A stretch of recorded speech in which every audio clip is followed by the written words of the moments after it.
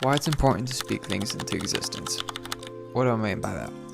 I was reading a passage in Ezekiel earlier, and in that book, God was talking to Ezekiel the prophet, and he caught him up in this vision, and he asked him this question. He asked, can these dry bones live? God showed him a valley of dry bones.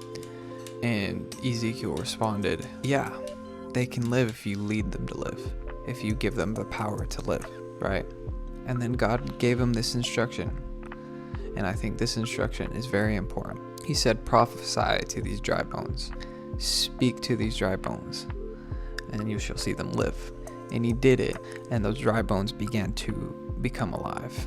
They gained human flesh. They began to walk and talk. Why is that so important? We tend to look at things throughout our lives, things that seem dead, and overlook them. Now, understanding that all things work together for the good of those who love God and are called according to his purpose. So everything that is set in our path is set for our benefit.